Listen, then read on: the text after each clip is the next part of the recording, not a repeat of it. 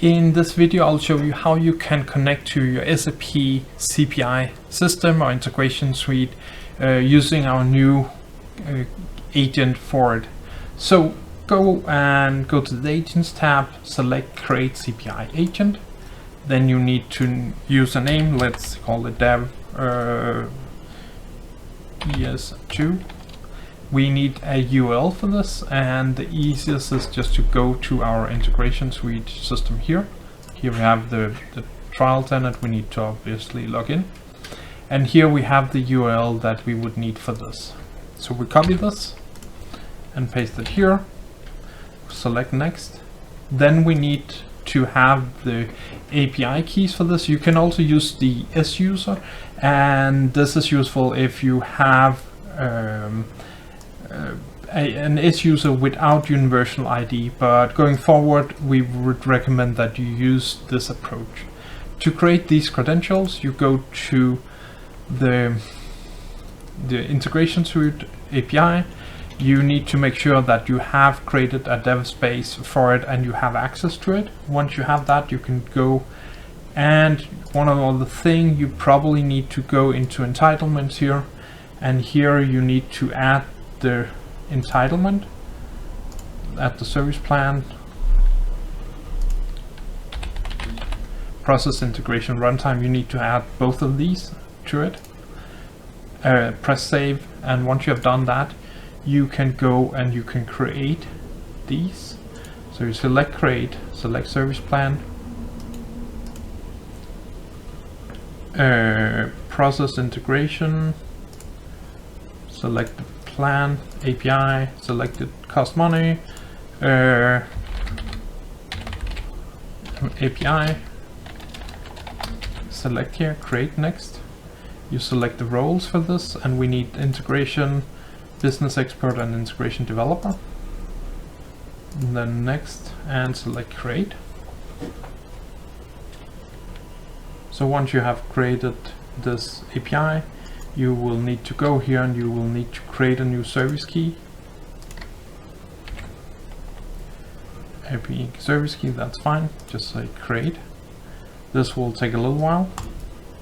Once it's done, you will get this JSON. You copy the JSON here from, and go back to the Figaf tool. You paste it here, the API of the public key, and if you need help, you can see how to create it here. You select path, and it finds out the right data for it. Now we can select next. Now we need to do it for the API, and we do that the same way, create.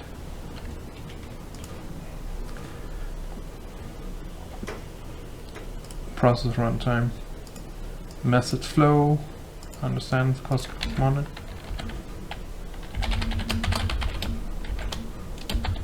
message, select next. Here you would need the ESP message send. If you're using other roles in you want to use for sending, you need to select them here.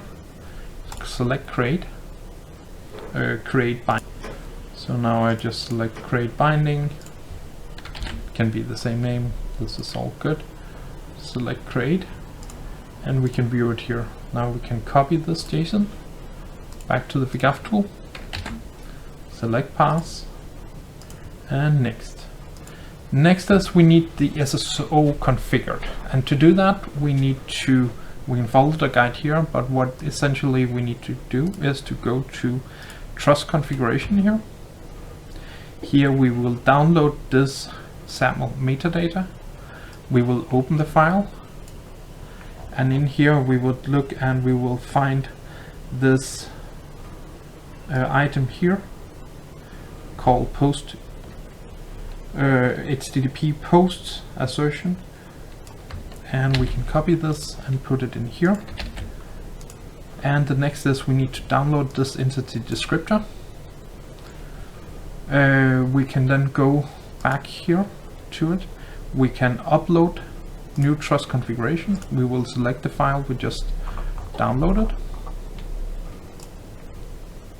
entity descriptor. We will give it a name.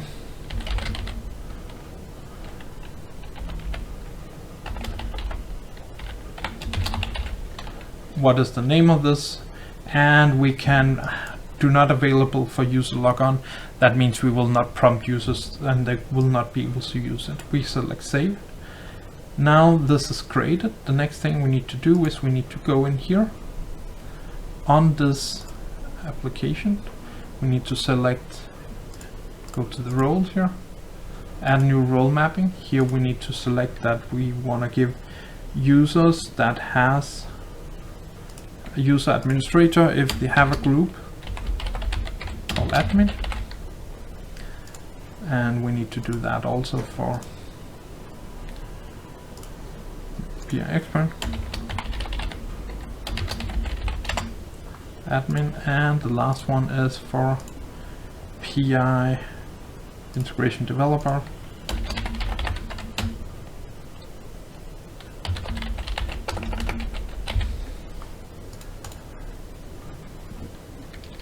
And now we can press next,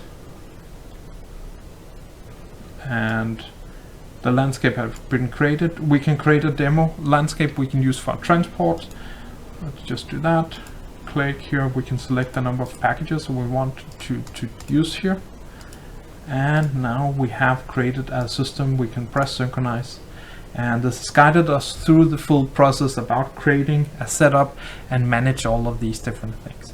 I hope you liked this guide, making it a lot easier for you to manage your integration and connect to your integration suite systems. Thank you.